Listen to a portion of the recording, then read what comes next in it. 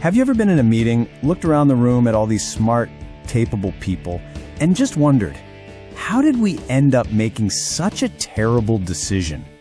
It's a crazy paradox, right? It happens everywhere, from boardrooms to community projects. So today, we're going to dive deep into this fascinating and, let's be honest, pretty frustrating phenomenon: collective stupidity. I mean, this analogy just absolutely nails it, doesn't it? That feeling of agreement in a group, it's intoxicating. It feels powerful. It creates this incredible sense of confidence and certainty. But if the whole group starts on a flawed assumption, a single wrong note, that powerful harmony doesn't fix the error. It just amplifies it. And here's the really wild part. This isn't about a group of unintelligent people. Not at all. We're talking about situations where the group's dynamic, its structure, actually degrades the judgment of its smart members. It leads to an outcome that's literally worse than if they had all just worked by themselves. So, how on earth does this actually happen? Well, it's not some random accident. It's a set of predictable psychological and social forces that basically hijack our decision-making. Let's pull back the curtain and look at the hidden mechanisms at play. Okay, first up, the big one: groupthink. This is where the social glue that holds a team together becomes a trap. The desire to just get along, to maintain that harmony, becomes so strong that people just stop raising objections. You know the feeling? You're sitting there thinking, that plan seems way too risky, but just stay quiet. You don't want to be that person, the negative one. That's self-censorship, and it's how a whole room can nod along to a plan that almost everyone privately has doubts about. Yeah, we love to imagine our meetings are these temples of rational debate, a place where the best idea always wins. But the reality? It's often a lot messier. Social pressure takes over. It's not the best idea that wins, it's the most confident idea that wins. And instead of everyone bringing their own independent analysis to the table, we get something else, something called an information cascade. It's really just a fancy term for herd behavior. Picture this. The first person to speak voices a really strong opinion. The second person, maybe they're a little unsure, but they think, well, Sarah seems to know what she's talking about, so they agree. By the time it gets to the fourth or fifth person, it looks like a consensus is already forming. It becomes socially risky to be the one to disagree, so people start ignoring their own information, their own gut feelings, just to follow the herd. And bubbling underneath all of this are our own brain's little shortcuts, our cognitive biases. Confirmation bias? That's our tendency to hunt for proof that we're already right. Authority bias is why we nod along with the boss, even when they're off base. The bandwagon effect? Well, that's the engine driving that information cascade we just talked about. And the illusory truth effect? That's the sneaky one. It means if a bad idea gets repeated enough times in a meeting, it literally starts to feel true. Here's a really helpful way to think about this. It's like a two-part system. Our internal cognitive biases are the fuel for bad judgment, just sitting there, waiting for a spark. But the logical fallacies, flimsy arguments, personal attacks, those are the accelerants. They're the rhetorical tricks people use that spread a bad idea through the group like wildfire.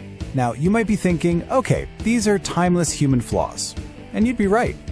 But our modern information environment has basically put them on steroids. The digital world has created the perfect storm for collective stupidity to absolutely flourish. Think about it. The algorithms that run our social media feeds, they aren't designed to find the truth. They have one job: maximize engagement, keep you scrolling. And what keeps us scrolling? Shocking, emotional, identity-affirming content. And the unfortunate truth is, a lie often checks all those boxes way better than the boring, nuanced truth. It makes falsehood the perfect content to go viral. And this creates a really nasty feedback loop. So, step one. The algorithm picks up on some novel, emotional piece of false info and pushes it out because it's getting clicks. Step two, because it's so juicy, it spreads way faster than any boring correction ever could. Step three, now you're seeing it everywhere, and that repetition kicks in the illusory truth effect until that lie starts to feel true. And finally, step four, that falsehood becomes an entrenched belief, a core part of a group's identity, making it almost impossible to remove. Okay. That was a lot about the problem, and it can definitely feel a little doom and gloom. But here's the good news. These are basically design problems, and that means they can be fixed with better design. We actually have a toolkit for building much smarter, wiser groups. That's the billion-dollar question, right? And the answer isn't just try to be smarter or work harder. It's about changing the process. It's about putting clear rules and structures in place that can short-circuit all of these failures we've been talking about. Seriously, if you take only one single thing away from this whole explainer, please let it be this one. Before any discussion, before anyone can influence anyone else, you have to create a space for independent thought. It is the single most powerful weapon against groupthink and information cascades, period. So how do you actually do this? It's simple stuff. Before you debate next quarter's budget, have everyone write down their number independently. Use anonymous feedback tools so ideas are judged on their own merit, not on who suggested them. And here's my personal favorite. Run a pre-mortem. You get the team together and say, okay, imagine it's a year from now and this project has failed spectacularly. Total disaster. Now, everybody write down why it failed. This is genius because it frees everyone up to voice concerns without sounding like they're not a team player. Next, you need a 1-2 punch. First, you need cognitive diversity. That means building a group with genuinely different ways of seeing and solving problems. But that diversity is totally useless if people are too afraid to speak up, and that's where psychological safety comes in. You have to create an environment where it's not just safe to disagree, it's expected. So how do you get there? Well, for starters, you actively hire people with different backgrounds and thinking styles. In your meetings, you enforce a simple rule. The leader speaks last. This one little change prevents their opinion from anchoring the entire conversation. And you can formally assign someone to be the devil's advocate for each meeting. Make it a rotating job.